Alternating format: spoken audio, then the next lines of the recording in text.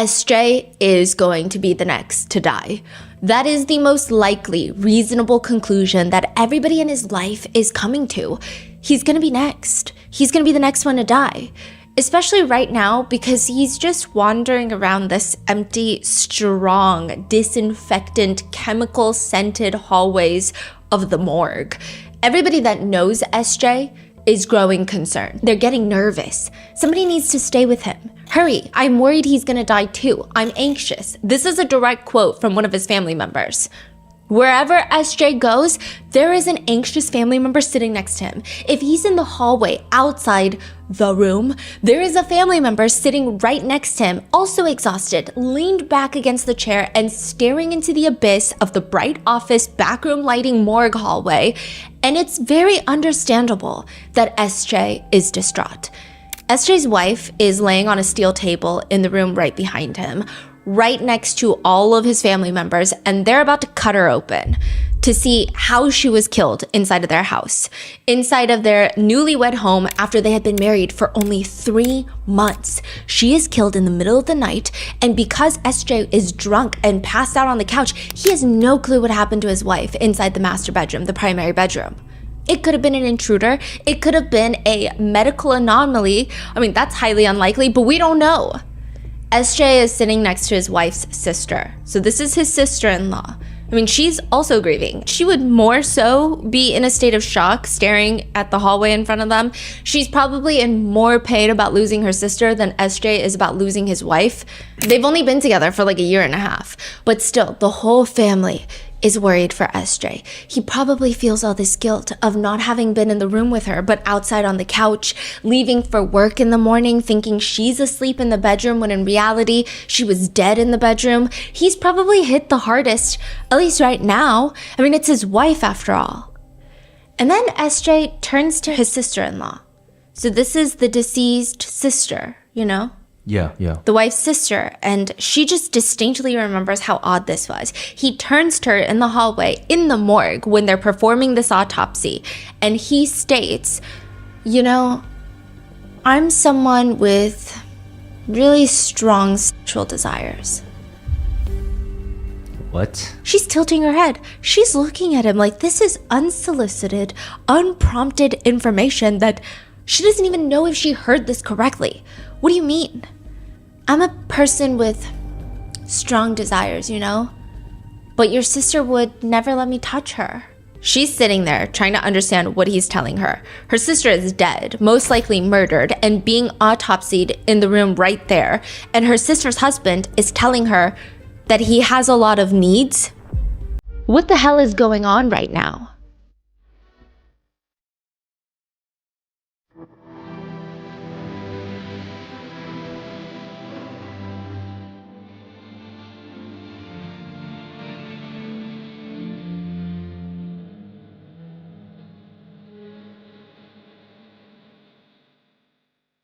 We would like to thank today's sponsors who have made it possible for Rotten Mango to support the National Network to End Domestic Violence, a nonprofit organization whose mission is to eradicate all partner relationship, workplace, and stalking violence.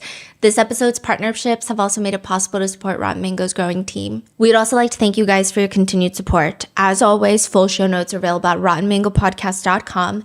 A few disclaimers for this case. There are mentions of SA and a lot of mentions of pregnancy loss, so please watch with caution. This case also takes place in South Korea. We had our wonderful Korean translators help us with this case. However, if anything ever gets lost in translation, just please let us know in the comments. And with that being said, let's get started. How do you know Satan's not your neighbor? I think it's a good question. Okay, perhaps one that is never asked and only ever answered in typically a life-threatening manner. There is this tradition, though, in South Korea where if you live in a big apartment building, every now and then you will get a ring on your doorbell. You look at the intercom screen, because a lot of these apartments will have a screen even if someone's right outside your door. Or sometimes you look through the tiny little peephole and you have one eye open and you'll usually see 1 or 2 people that you have never seen in your entire life standing outside your apartment door very awkwardly. You don't know how they got access into the building, let alone why are they standing at your door? You don't know. But you look down and they're holding a paper bag with stripes. It looks festive. It looks like a gift bag. You look back up and they're now staring directly into the peephole with this awkward, polite half smile. They know you're on the other side staring at them. You know that they know. And so now you've got to open the door. So that's what you do. And they let you know, hi, we're the new neighbors upstairs. We just moved in. We wanted to bring you rice cakes. The tradition lives on. It's not as big as it used to be, I will say. The apartment buildings in Korea have gotten much larger. It would just not be fiscally responsible to buy rice cakes for all 132 neighbors of the building. But in smaller communities, people have stopped doing it too. I mean, it's a shame because the tradition isn't just about meeting your neighbors and being cute and being polite and bringing them rice cakes. It's to drive out evil spirits.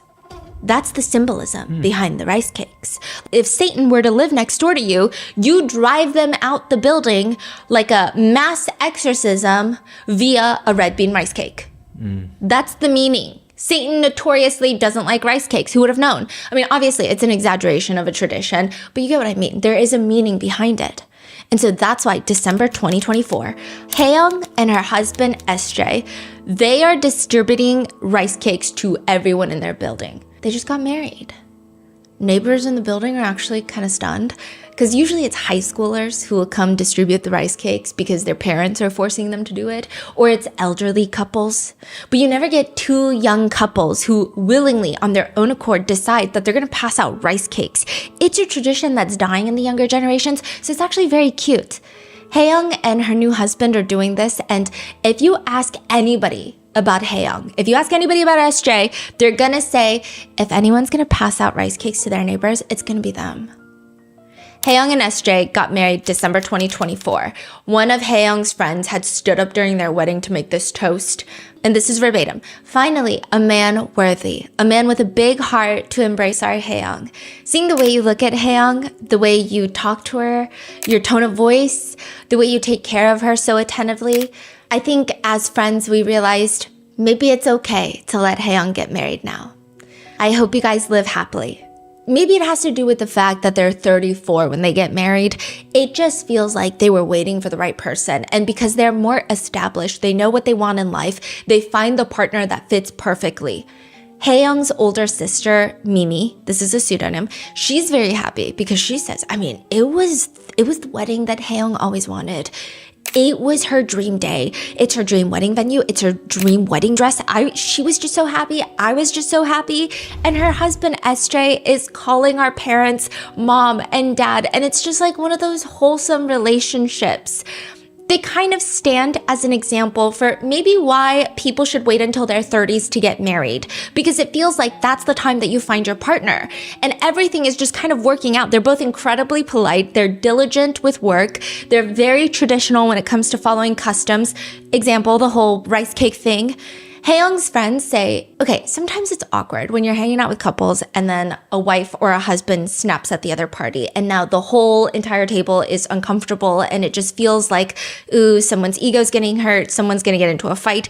It's a whole thing. But they say with SJ, he would just make it less awkward even for the whole friend group. He would just talk back lovingly even when she's snappy and say things like, see, are you guys seeing this? She has me totally wrapped around her finger. These are real messages between the couple. Haeyoung is asking about a gift that SJ had given her. And she says, what is this? Thank you, heart. He says, it's from my heart. Heart emoji. I love you, my woman. I love you too, heart emoji. I miss you already. Me too. Like it's just they text like they're still in the honeymoon phase. It's like they're obsessed with each other. And then 2 months into being what people would call, maybe even jinx, the perfect marriage. So like February 2025? February 19th, Haeyoung texts SJ, I think divorce is the answer. Let's get divorce papers in the morning when we wake up. Exactly a month later, so now 3 months into their marriage, they are still not divorced, and Haeyoung's mom gets a phone call from SJ. Hello? She just hears him crying on the other end, and this is again, verbatim. Hello? What's going on? Why? What happened to Haeyoung? He's not responding. He's just dry heaving, sobbing. Talk to me. Tell me what happened. Another man clearly takes the phone, and his voice, I mean, this is a stranger, at least to Hae-young's mom. She's never heard this man's voice before in her life. Ma'am? Ma'am? What happened to my Hae-young? What's going on? I'm a police officer. Your daughter passed away between early yesterday morning and this afternoon. What? What is my son-in-law doing right now? Can I talk to him? He's completely out of it right now, but you guys will need to discuss having Hae-young's body moved to a morgue to potentially be autopsied. Hae-young's mom hears SJ in the background, and he's just like asking in a small voice, what do I do? What do I do? And as she's listening to SJ and this man have a conversation, she starts coming down. A lot of that earlier hysteria starts slipping away because this is not happening right now. I mean, none of this is real. And she's not disassociating, at least not in this moment. She thinks this whole thing is ridiculous. She's thinking, they're getting so fucking good at this. Like a prank? I mean, she's heard all of the news about it. Yeah. And she has to go from her hometown to Seoul to see Hae-young, and she says, quote, I thought it was a voice phishing scam, really. I didn't shed a single tear until I got to Seoul because I couldn't believe it. Wow. People are getting calls that their elderly parents have been kidnapped and the hostage taker needs $500 to set them free, which is an insanely little amount of money for, I don't know, your mother-in-law dying. And so a lot of people will pay it. Or older parents are posting $9,000 bail amounts for their 20-something-year-old college-age child who somehow landed themselves in jail, except they didn't. They're actually just at a frat party and they're not picking up their phone. Others are a bit more unsettling. Parents will tuck their 10-year-old kid into bed for the night, and an hour later they get a phone call that their kid has been kidnapped. And naturally, they will rush into the room to check up on their kid, who is blissfully unaware and asleep in this little bed, but you can hear their exact screams through the phone. The child is asleep. You can see that with your own 2 eyes, but you can also hear someone who sounds exactly like your child screaming through the phone. But with all these phone calls, there is a pattern. Everybody wants money. That's it, money. There was not a single mention of money in the phone call that Hae-young's mom received. Hae-young's older sister, Mimi, and her mom, they start rushing to the apartment that Hae-young had just moved in with her husband, the newlywed apartment where they just passed out rice cakes. And it's not a scam. Her daughter Hae-young is dead, and nobody knows why. I mean, it doesn't make sense. She's 34 years old. She's healthy. She has no prior medical conditions. She has no ailments. She just dies in her sleep in her bed. What about SJ? He says he was sleeping outside on the couch outside of their bedroom and then left for work in the morning. He had no clue what happened. Just 3 months into their marriage, he's a widower. The most important role at a Korean funeral is the chief mourner. This is the person closest to the deceased. They will wear the white armbands, and this is the one that everyone sends their condolences to. The chief mourner has to greet guests. They have to lead all of these various ceremonies, and they just have to make all the hard decisions. In Korea, it's a huge emotional burden. Everyone is throwing their sadness at you. And you have to make sure that everything is done perfectly to make sure that your loved one passes on to the other side peacefully. So everything has to be in order, and you have to almost put your own sadness to the side. I mean, it's such a laborious position that a lot of funeral homes will have a small resting room for the chief mourner, because it's like a multi-day affair. It's just all day long. People will go to funerals and there's food served at funerals. I guess kind of like a wake in America. And people will bow, and you have to stand right next to the casket as people are bowing and saying their goodbyes. It's just emotionally draining. People will walk into Korean funerals, and before even saying anything, giving condolences, they will ask first, who is the chief mourner? You're getting all of this exhaustion and emotions thrown at you. And Hae-young's older sister, Mimi, again, this is a fake name, Mimi is at the funeral. She's not the chief mourner. SJ is, the husband. But she's just distraught because she's like, I saw my younger sister a few hours before she died in bed. It doesn't make sense. If they go by the time of death on the autopsy, which is like maybe 6 a.m, she saw her at like 3 a.m. So it doesn't make any sense. Hae-young, her husband SJ, they had met up with Hae-young's older sister Mimi and Mimi's friend. So it's the 4 of them. They're out at a restaurant drinking until 3 a.m, and she's explaining to everybody, asking questions. She's like, just a few hours earlier, we were having such a good time drinking together. So when I heard the news, I couldn't believe it. well, did she notice anything weird about Haeyoung the night before? Like, she can't just be happy, healthy, and then suddenly pass away, right? Her sister says, quote, I was sitting right in front of her, face to face. If there had been any sort of injury or anything that seemed like she was sick, I would have asked her about it. She didn't even seem ill. She just said that night, oh, I'm tired, I'm on my period, but it's really heavy. So my body feels just exhausted and tired. And this is like a really weird period. That's it. Which, again, is not like the most alarming thing. Lots of people will say, oh, I don't know I've said that a million times. I don't know what's going on, but my cramps are like the worst this month. She did look tired, but not abnormally tired.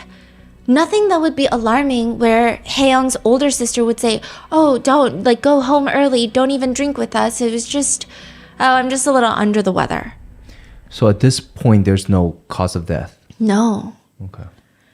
And SJ, I guess, is trying to lighten the mood that night and make his wife feel better because he's like, okay, well, everyone, let's eat, let's drink. Interestingly, he's not particularly a big drinker or someone who likes to stay out and get drunk, so it's rather surprising. But they did stay out for 3 rounds of drinks.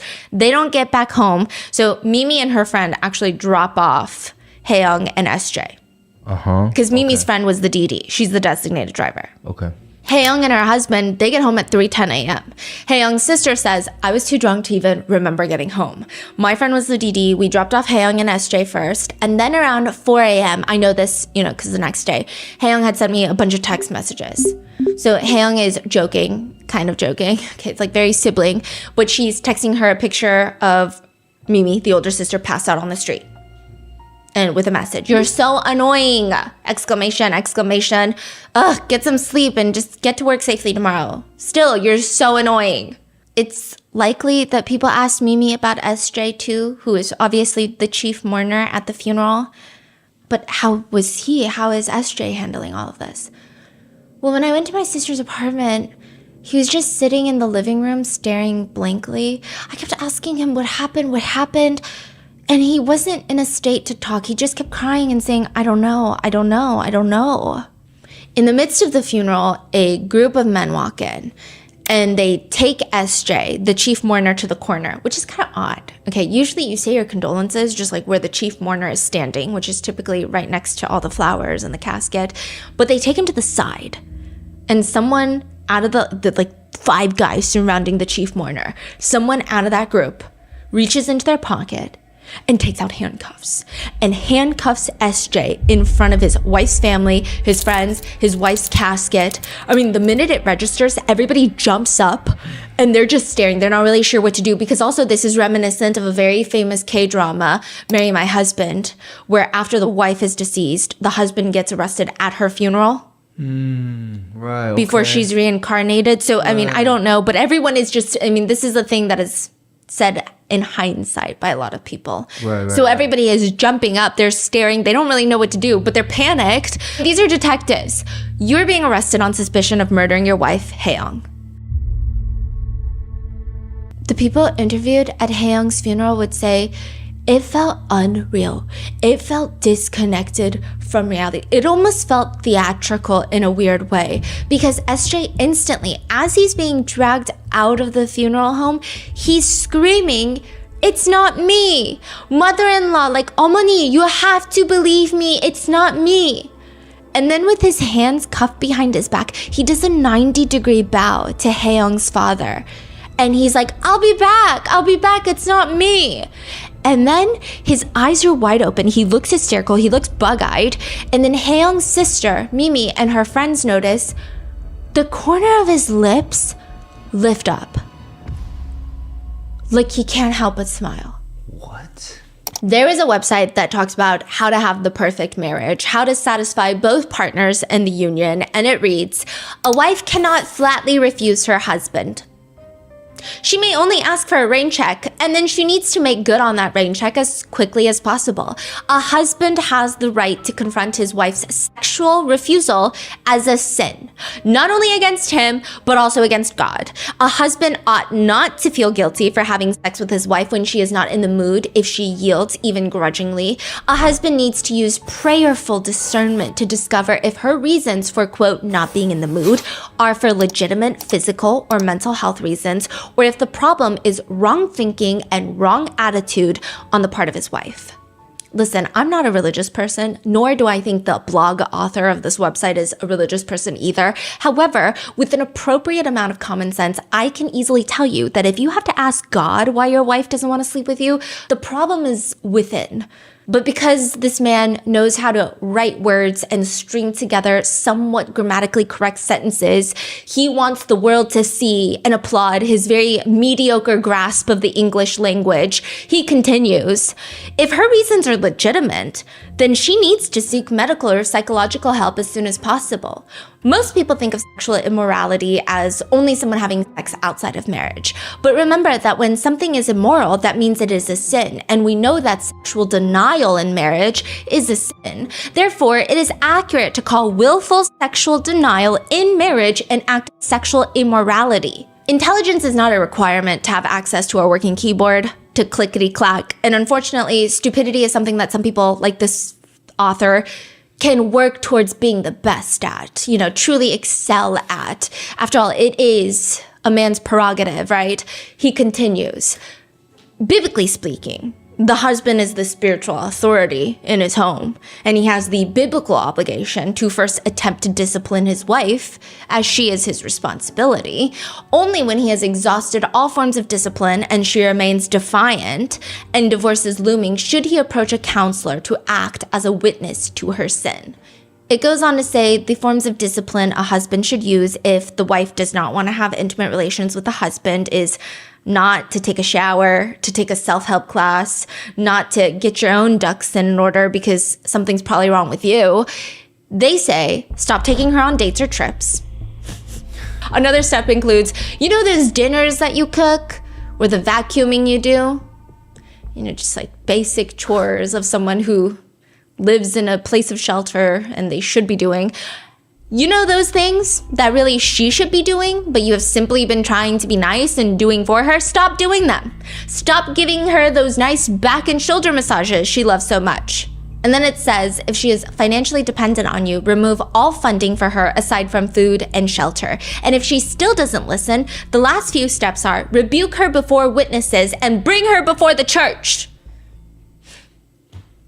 They end it with a good old, why buy the cow when you can get the milk for free? Well, once you bought the cow, you are supposed to get the milk for free. I fear that this website is not reflective of Christian values or Christian husbands or happy husbands. However, it is reflective of people who do exist in the ether. There are married partners out there who firmly believe that after marriage, they are entitled to sex. There is a whole subreddit that you can go on called r/changemyview, and we've talked about this forum before, but people go there to never change their view. Like, nobody ever changes their view on there. They go to get off on the arguments in the comments. I don't know why this sub even exists, okay? But it is interesting to read. So I get the appeal. However, views are never changed. And the way that the posts are written, you start thinking, how could you have a separate view aside from this one? That doesn't make sense. One Reddit post reads, change my view. Marriage does not entitle anyone to sex. In the old days, men were legally allowed to R-word women within marriage. It was not considered R-word at all. It goes on to continue and argue that in order for R-word culture to be undone, we are going to have to reconceive marriage utterly in such a way that nobody will ever be under pressure to give up their rights to their body and let their bodies be taken in marriage, which I don't really think is a hot take. There were some arguments for semantic interpretation of the post, but one person, probably a guy, responds, how far does your view extend? Does it say extend to marriage doesn't guarantee you access to a man's wealth or resources? I love when people just have imaginary money that they're hoarding from potential gold diggers. What are we talking about right now? Just make-believe stuff? But they go on, or is it just your view that sex is the only place you get a choice? Another person has a less polarizing yet differing viewpoint, writing, depends on what you consider entitled to. Everyone is entitled to be in a relationship that meets their emotional and physical needs. This includes sex. sex. If the relationship doesn't meet said needs, whatever they may be, then a person has the right to complain, to discuss it, to work it out, or to leave if the needs cannot be met. So while you are correct that marriage does not give you the right to R-word someone by forcing them to have sex, you are entitled to have your emotional and physical needs for intimacy and sex met by your spouse and to be disgruntled if they're not doing so. Another one responds very weirdly. I agree, but I must ask, why the hell would you marry or stay married to someone who doesn't want to have sex with you? Another person writes, I would say sex is basically part of the marital contract. I mean, you're basically just friends or roommates otherwise, which you wouldn't need all the legal complications of marriage for that. So yeah, you are entitled to sex from your partner.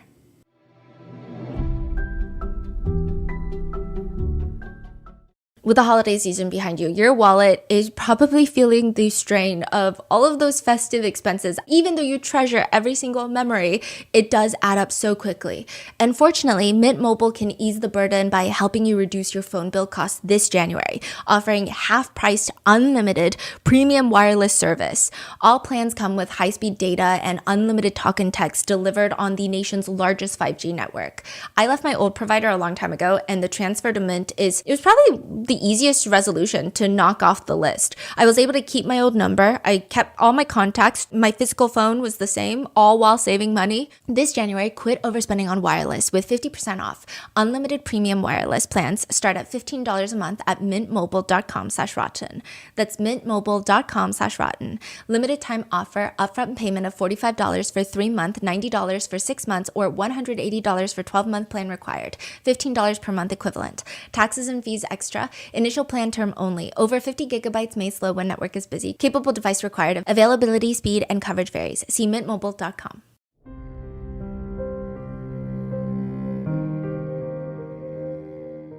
And then you click on, like a suggested change my view. A woman who expects her husband to completely devote himself sexually to her, yet refuses to have sex with him, is both selfish and cruel. If a woman refuses to have intimate relations with her husband, the husband then has every moral right to check out women, flirt, view videos, and even in certain cases, cheat. A woman has every right to refuse sex if she doesn't want it, but freedom to choose also means a prohibition on a man from having any sexual outlet whatsoever is very wrong. Cheating is a violation of exclusive sexual intimacy, but in a sexless marriage, there is no sexual intimacy had. I will say that aside from people having medical conditions or some sort of psychological reasoning of not wanting to be intimate with their partner, typically your partner not wanting to be intimate with you is usually something wrong with you, if that makes sense. Like these husbands, I would say that this is not the majority of married couples or reflective of husbands or anything like that. It's just such an odd thing. It's weird. But there are people that are very serious about it, not even just on r/change my view. There are people that will write things on Reddit like, if you get married, you are essentially signing away your sexual consent in exchange for financial and emotional and relationship stability. If neither party is ready to give up on their autonomy, then they shouldn't get married because breaking those technically voids the marriage contract. Saying no to a husband simply isn't an option unless you're physically incapable, which might be the case after an argument or if you're sick or whatever. With a boyfriend, all bets are off. You didn't say any vows. Do what you want. Remember when, honey, I have a headache, used to be something people joked about? That was back when the marriage commitment was taken more seriously, and that was only 10-ish years ago. Nowadays, you don't even need an excuse to turn your husband down, and it's disgusting that this has become acceptable in society after people have made marriage vows stating the opposite.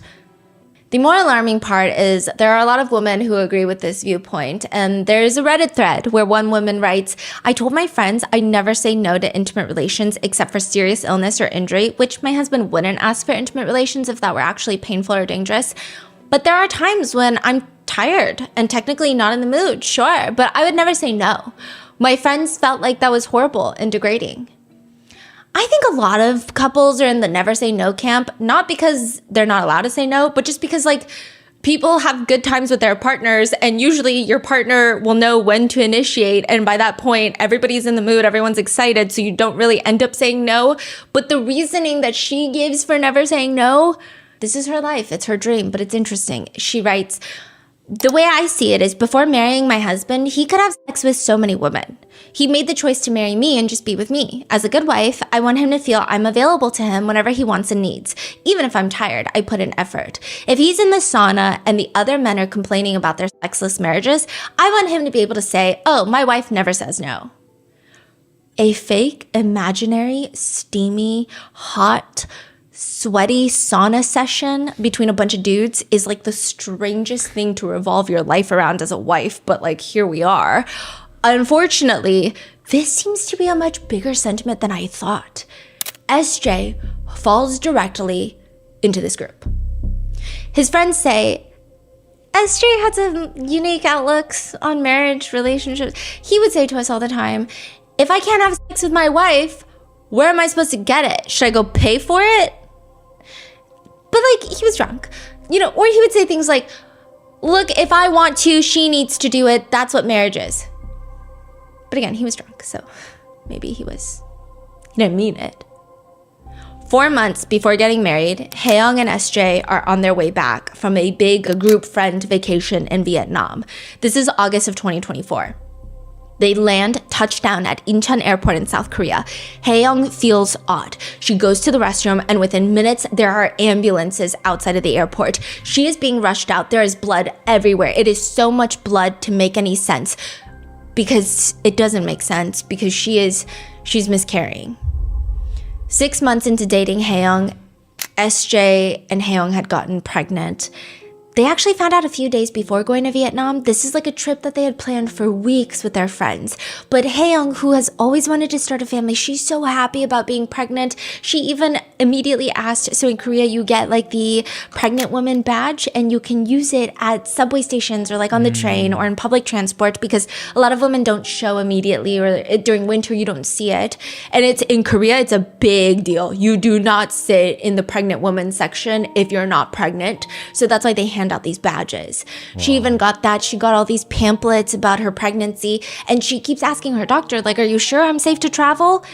Just to give you some context, I think she found out a week before, like a few days before she's set to go to Vietnam.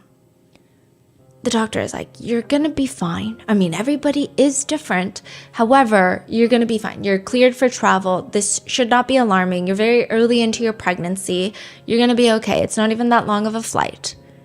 Haeyoung dots all of her I's. She crosses all of her T's. And then when she touches back in Seoul, the baby that she had wanted so badly, she ends up miscarrying. But this is the part where it's just like odd. There is a text message from SJ to Haeyoung the day after she miscarries, and it reads, "It's fine as long as you and I are healthy. We can make another baby. I feel so inadequate and foolish. I'm so sorry." Why would he need to apologize? Is he just apologizing because she's going through something so traumatic? Right. Haeyoung's friends say, when she was pregnant, he wanted to do it. They did it once after she found out she was pregnant and there was a little bit of blood, and so she was really worried for the baby. So she kept refusing to have intimate relations after that. They fought about it, and she told us that she ended up having sex again even though she didn't want to. And then she ended up miscarrying. Nurses see a lot. That's an understatement. Nurses have probably seen more of me than my own husband, which sounds crazy, but my husband has never pried my mouth open, shoved a flashlight down my throat to see if there's like a foreign body lodged in my throat after a particularly intense meal. Okay, so these nurses, they see a lot, and they see a lot about people's personalities, especially couples. One Reddit thread from a nurse writes, "Husbands in the delivery room often do more harm than good. In my view, the husband in the delivery room often can't provide meaningful support and may even create more stress. Many people frame fathers being in the delivery room as a romantic or heroic act, as if witnessing every moment is required to be a good dad. In reality, the practical benefit to the mother is often minimal. A husband who stays outside, handling logistics, communicating with family members can actually provide more meaningful support." Which you have a lot of people disagreeing. I would also disagree, stating that women are the most safe in medical situations, especially childbirth, when they're relaxed and comfortable and feel supported. However, there are a lot of nurses fighting back saying, yeah, in a perfect world, But most husbands, they're on their phones the entire time while their wife is in labor. Or sometimes they're causing more distress, making their wives feel more pressure, or they're not being helpful with other family members that are hounding, giving their 10 cents to the wife about how they should approach childbirth. One woman writes, "My husband went downstairs to charge his phone and call his mom from the car. When I called him an hour later because I was 9 centimeters dilated, he said that he was at Sam's buying Tupperware." What? Tupperware. Another wife writes, "My husband asked if he could borrow one of my pillows because his back hurt and I had too many." The nurses see it all. And for Hae-young, it's not just a miscarriage, which is already very traumatizing. Hae-young actually suffers from a very rare condition that only 1 in 30,000 women have, where she has a miscarriage, which a miscarriage is when you have a fertilized egg in the uterus. And the pregnancy is not going to come full term, so you miscarry, right? She also has an ectopic pregnancy at the same time. So Hae-young's ectopic pregnancy goes unnoticed for a while because this is really rare. So if you don't know, an ectopic pregnancy is when you have a fertilized egg, but it doesn't end in the uterus. It's outside the uterus. A lot of the times it's in the fallopian tube. And this is very dangerous. You can die. You can very easily die if you have an ectopic pregnancy because that fertilized egg is going to start growing. And a fallopian tube is not like a uterus where it's meant to bear a child. It's not going to stretch. So what it'll do is it'll burst and then you will be heavily internally bleeding until probably you die unless you get emergency help. It's very dangerous. So she has an ectopic pregnancy outside of the uterus and she had a miscarriage inside the uterus. So with all of that, a lot of the symptoms of the ectopic pregnancy, she thought that it was from the miscarriage. So it goes for a very long time that she doesn't realize that she has this life-threatening condition, and eventually, once it is realized, there has been so much damage done that the doctors tell her that they need to have emergency surgery and remove that fallopian tube. When was that surgery or? This is before the wedding, so this is like a month after, so around September. There's so much happening. Like they came back from Vietnam, she miscarried, and then the surgery, and then the wedding. Yeah. And then 3 months later, this is just like... In 6 months. So Hae-young is texting her sister about what's going on. "I had surgery with 1 fallopian tube removed. There were also 2 uterine cysts when they opened it up and they were black and about to burst." So in Korea, it's not as common in the United States. I think in the US, they'll probably charge you $5 billion for it, but a lot of the times the nurse's duty to feed patients who cannot eat by themselves. In South Korea, unless you're in very specific like intensive care units, a lot of the times it's up to the family members to feed the patient. So the nurses, they will bring all the nutritious hospital meals that have all of the requirements and they'll make sure that you're eating and they'll check up on you. But a lot of the times, unless you're in like the ICU, a lot of the nurses depend on the family members to provide care. So family members will do shifts. If you've got work, then someone's doing like a breakfast shift. If someone's doing a lunch shift, someone's doing a dinner shift. It's just a thing that happens in Korea. I don't know if it's embedded in the healthcare system or if it's just like a societal thing that is built into the communities and the families. I don't know, but it's a thing.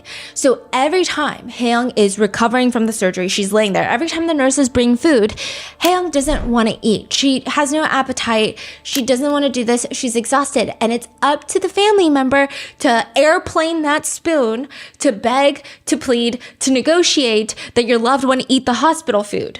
SJ's supposed to be spoon feeding her, but because she doesn't want to eat, he is sitting there eating every single meal that gets delivered, and every single nurse that walks by is judging the shit out of him. Hae-young has no appetite. She feels too weak to eat, and eventually she's getting annoyed by him. She's sick of seeing his face, and she tells him, "You know what? Go home and just feed the dogs." He ends up going home. She checks the home camera, and he's not just feeding the dogs. He ordered himself a pizza, plopped on the couch, and is watching TV and munching while she's recovering from this ectopic pregnancy, which he got her pregnant. And he's just at home eating pizza. So understandably, with all of this like trauma and pain and the emotions, Hae-young tells her friends she just feels really disappointed in him. Like, she just doesn't like this. But worse is that 1 month after this, so this is again still before the marriage, 1 month after, there are text messages between the two where Hae-young is telling him, ever since the pregnancy and the miscarriage, my body has been so weak. Everything changed suddenly. It's been hard to adjust. I'm just exhausted. He responds, when we're tired, we should support and lean on each other. Yeah, what you're saying is right, but you only want one form of affection expression, and I only have one body. So he's saying, you and I are both tired, and when couples are tired, we need to depend on each other. And she's like, the only way that you think you can depend on me is for sex, and I can't have sex right now. That's crazy. So he's asking for sex. Yes. Basically. 1 month after the surgery, she texts him, if we tried it once and it hurts, shouldn't you think that maybe my body hasn't recovered yet? It hasn't even been a month yet. The scar on the outside of my body hasn't healed. How could the wound inside my uterus be healed? SJ responds, well, the doctor said we should return to daily life in a month. That is crazy. Which, by the way, that is a suggestion. Doctors are all over the place. Some doctors, I was on Reddit of women who were recovering from similar surgeries. They say their doctor said 2 weeks you can return to normal life. Some people said a month, 6 weeks. And these are guidelines. Usually the rule of thumb is when you want to return to normal life, especially when it comes to sex, because it's not like, oh, my arm broke, I can't have sex for a month. It's like you're talking about the exact same body parts. Hae-young feels like this is happening because of an act we did together, but alone I have to suffer, and yet my body is still an object of desire for you. Like, it doesn't make sense. She's texting her friends in frustration. After the miscarriage and the fallopian tube removal, it hasn't even been a month, but the doctor said it was okay to have intercourse after a month, so he keeps whining, and we did it, and I didn't say anything, but it just really hurts my feelings. Her friends are upset. Why didn't you say anything? Someone else is responding, God, this must be really hard for you. Hae-young texts SJ, stop whining. And like this, I will say, okay, usually there are different Korean words. Sometimes there's not like the exact word that you can use in English. When you have someone who is complaining, like a husband who's complaining, it's a very different vibe. But the word she uses is like, 찡찡. 찡찡거려. It's like, very much like, like when kids are like, 찡찡, like, like, I want to do this, I want to do it. Like, that was his energy. That's the word she uses. Otherwise, you could use stop complaining, stop nagging. Like, there's other words you could use. But 찡찡거려ing is very infantile. It's like what kids do. Yeah. Like, you really only use it. I would say that my parents treat me like a giant child still, but they still don't tell me don't 찡찡거려 because it's such a specific thing. Like, yes, stop being a baby. Yeah, it's very like, it's not just whining. It's like very, yeah, that's so weird. it's like that rhythmic tantrum usually. Because 찡찡, it's almost like an onomatopoeia. It's like a sound. And he responds, if I don't initiate skinship first, we never have skinship. Skinship, by the way, is like the Korean term for touch and sexual activities. They call it skinship. I'm just asking you to love me as much as I love you, or even just a little. There's a famous Pilates studio in South Korea called Diana Pilates. It's a 6,000 square foot. It uses the entire 9th floor of a glass down building. I mean, you see the whole view of the other buildings, the mountains in the back. It's beautiful. A lot of good K-dramas were filmed inside of this studio. I feel like it was really popular during the Pilates hype during COVID. And then they started doing some reinvention. Once the reformer Pilates started slowing down, they went into flying Pilates, which is when you put on the bungee cord and you just... Oh, yeah, the one that you hop around? Yeah, right? I mean, I don't know. I think it was really popular in Korea. I think that it's probably not a tried and true tested form of working out. In the sense of, I'm sure you get a lot of results, but it becomes like a thing where people don't know about it or they have to find out about it. It almost feels like a trend. You know how there's always trends for workouts? Yeah. So they switched to this, a lot of the flying Pilates, and eventually the membership does take a dive with Diana Pilates. And then this definitely makes it worse. There's a new notice on the front door that reads, following the traffic accident, the director, SJ, His spouse has passed away, and SJ remains in critical condition in the ICU. The current owner of the building, who knows of the director's sincerity, has arranged it so that the members can continue using the facilities without any inconvenience or charge. Members may rest assured and continue using the premises as usual. We will continue to repay you with a better environment and service. We ask for your attention and your support. Wait, is he the owner or he's the... Yes, SJ is the owner of this Pilates branch. Interesting. Yeah, and this notice goes up after Hae-young dies, but there was no car accident. Right. Hae-young did not die in a car accident. SJ is not in the ICU. In fact, he's getting arrested as the main suspect for Hae-young's murder. Oh, so they're trying to hide it. Hide the fact. I see. SJ is defensive. He's asking the officer, "What are you saying? That I did this?" We didn't say that. But was Hae-young sick? And these are direct quotes. "Why are you asking me? What did I do wrong?" SJ tells the police, I have no idea what happened that night. He explains they came home after drinking, and even with drinking, Hae-young has really intense insomnia. So the typical routine is that he sleeps outside on the couch until she can fall asleep inside the bedroom, and then he'll quietly go into the bedroom and sleep. She has trouble falling asleep, but once she's asleep, she's not a light sleeper.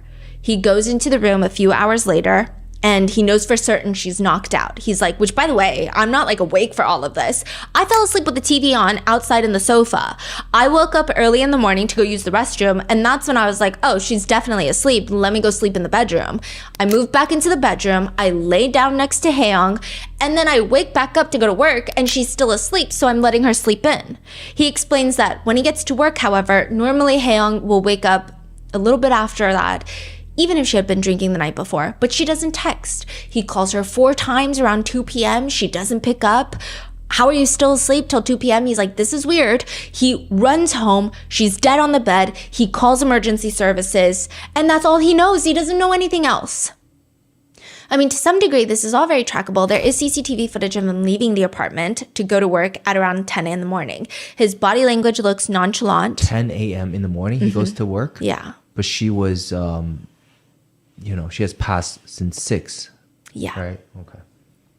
And he looks really relaxed. He starts walking in the direction that work is. But when the police ask his employees if he got there as he normally does, they say, well, no, March 13th was weird. He didn't come in. He usually comes into the studio by 11, but he wasn't there. He did text me though. So one of the Pilates instructors is like, he texted me around like 1:30 asking me about my paycheck. It was just like a normal conversation about the pay stub. That was it. Then he calls his wife 4 times. She doesn't pick up. He rushes home and then calls emergency services. Hae-young's friends have problems with this because it's very nonsensical. What do you mean a completely healthy 30-year-old woman who, by the way, she has been very health conscious. She's not the type to notice something wrong with her body and hope for the best. She's getting a checkup. What do you mean she just passes away in her sleep? She didn't drink heavily the night before. And when it's not like she threw up. There's no evidence of throw up. There's no evidence that she was so drunk she couldn't get up and she choked on her vomit, which is a very real concern. She just passes away peacefully. There's just no way. Looking at the autopsy results, she has a bruise on her upper lip on the left side, a faint, very faint bite on her lower lip. So again, these are all things that she could have self-inflicted as maybe she's choking or asphyxiating. But one thing you can't explain is this very faint red line around her neck. Are we supposed to believe that she was wearing a scarf when she went to sleep? Or that there was a random string on the bed that she laid in, rolled over, somehow tied it around her neck to asphyxiate on by herself? It doesn't make sense. One of the neighbors in the building, the one right below Hae-young and SJ, they say that night they did hear something weird. So much so that they even reached out to Hae-young the next day to make sure everything was okay. What did you hear? We're light sleepers, pretty sensitive. So we normally actually just block out normal life sounds. So if we hear someone thumping or it sounds like someone dropped their phone or stomping, you kind of learn to disregard it living in an apartment. But that night, it was a strange and unfamiliar sound. It felt like something dragging, like heavy, like if you were to drag furniture, but it doesn't make like you know how furniture legs will make like the squeaky sounds? Yeah. It's not that. It's like if you were to drag a mattress. It's like fabric or like just something heavy and soft. What? And then we heard this really weird flapping sound. It was kind of like 파다거리는 소리, like 파다거리는 like like a bird. Okay, so the word is like the bird wings trying to flap, but you're holding onto the bird. That's kind of the feeling. It's like a flapping noise. It's not like a thumping noise. It's like a flapping noise. It's like a very specific noise. And like that you just don't expect that to hear from a neighbor in the middle of Seoul. And then a strange like, ugh, noise. Like, ugh. Almost as if someone is like breathing out. Like, ugh. That's really like clear. They Yeah. can hear very clearly. And it sounded like a woman. It didn't sound like a man. And that lasted maybe about like 30 seconds. They didn't think much of it. They might have thought if it was something else, maybe. But the next morning, they see a bunch of police officers. So they start freaking out. And that's when they text Haeyoung. And they find out that she's gone. Yeah. The flapping noise, how long did you say it lasted? That they don't know. But they said it lasted a while. Like all of this. And then it sounded like choking for like 30 seconds. Yeah. Okay. This is where it gets weird. There are home cameras inside the house, which is typically odd. People don't really like to have home cameras inside, especially with a lot of recent developments. So this was earlier in 2025, but recent developments of a lot of South Korean home cameras getting hacked for intimate websites, like illegal websites. But Haeyoung had these 2 dogs. And they were 15. She's had them for 15 years. So she just wanted to make sure they're okay when she's out at work. Her family is like, we gotta look at the house cameras. If we don't know what happened in the house, just look at the house cameras. They get Haeyoung's phone. Not only is the footage gone, the app for the house camera is gone. It's like if someone has a Ring camera, you get their phone and the Ring app has been deleted. Wow. What do you mean? So eventually, SJ changes his story because none of this is adding up. The asphyxiation, the way that she died, the evidence, there's no evidence that an intruder had entered the home. The home cameras had been deleted. He is the only one that could have done something. He changes his story and he says, fine, I killed my wife, but it was an accident. He says that they had gotten into a drunk fight. And all he did was push her because she was trying to get physical, and that led to her hitting her head and passing away. The injuries don't line up with that story. She doesn't have any lacerations on the back of her head. How do you explain the marking around her neck? How do you explain the fact that her cause of death was manual asphyxiation? And what's crazy is he starts blaming Haeyoung. He says that she was looking down on his family. So he actually got upset, not because he is a volatile, violent man, but because he had to defend his family. This is like family honor. He had to stand up for them. SJ will later try to claim that he had read messages on Haeyoung's phone where she is talking to her girlfriends about his disabled mother, and that because of his disabled mother, Haeyoung did not want to have kids with him because she was concerned this is a condition that could be passed down to their child. Authorities go through their chat logs. This is what they find. Haeyoung texts her friend. So he's saying she's like a filthy person. She's evil. She was shit-talking my disabled mother.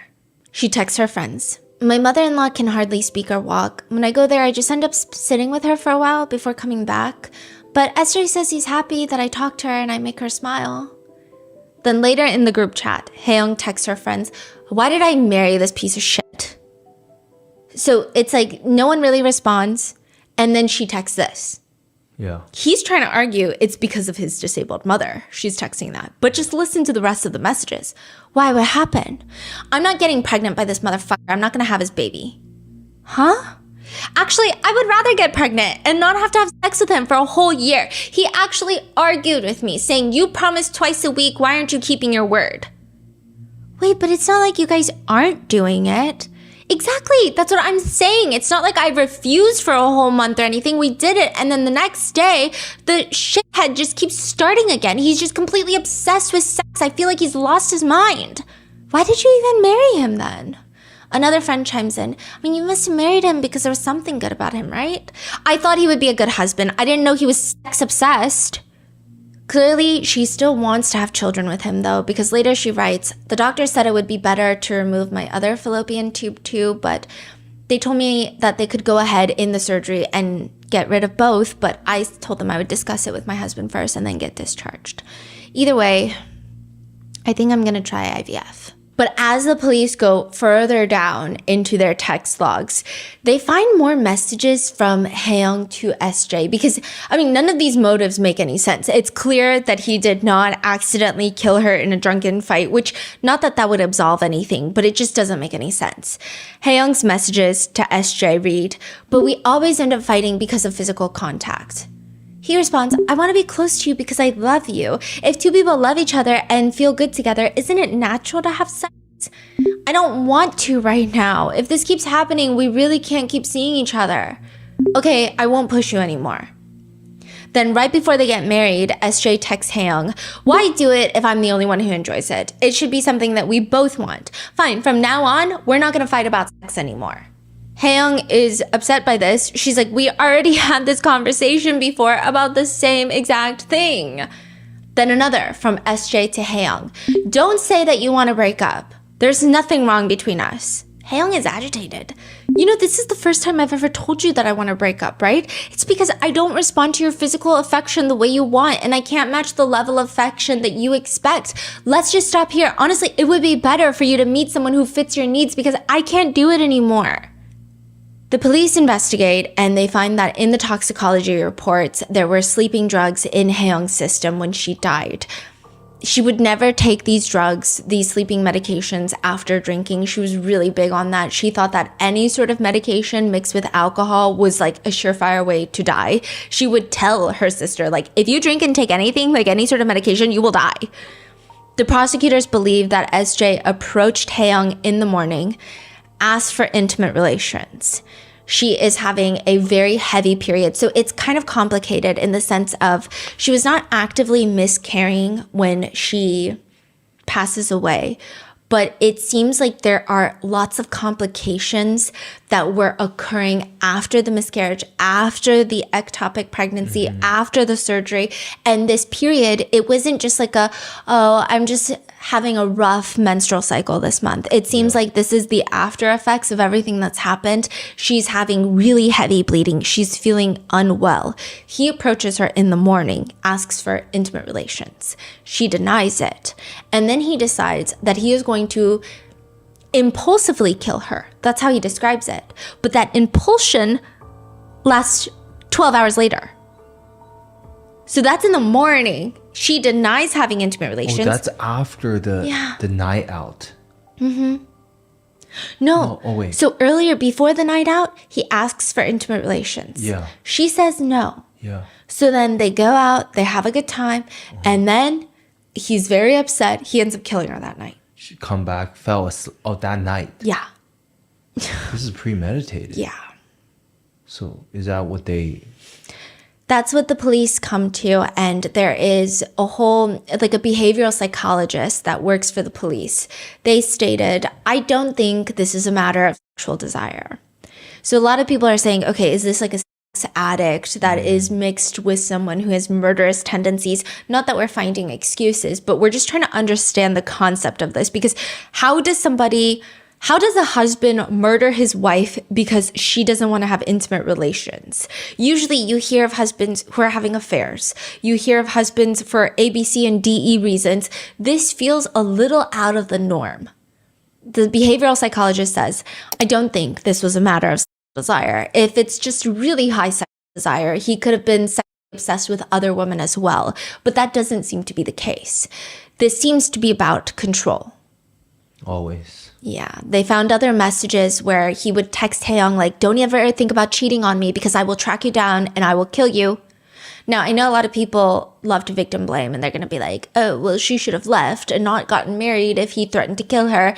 But I will also say that even in English, I think that there's miscommunication of like, "I'll kill you," like, I'll kill you if you do something. Like, I guess some people could think it as cute, but in Korean, it's even more so because, like the term. Is it like 죽을래? Yeah, or like, You wanna die? 죽여버려. It's like people say that a lot.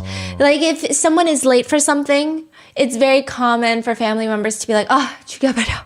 It's like, I'm gonna kill them. Like, I'm gonna kill them. It's very like, it's very, Yeah. So it was probably texted in that format. But I mean, there were some alarming things about him. And again, this is not me saying like, oh, she should have left.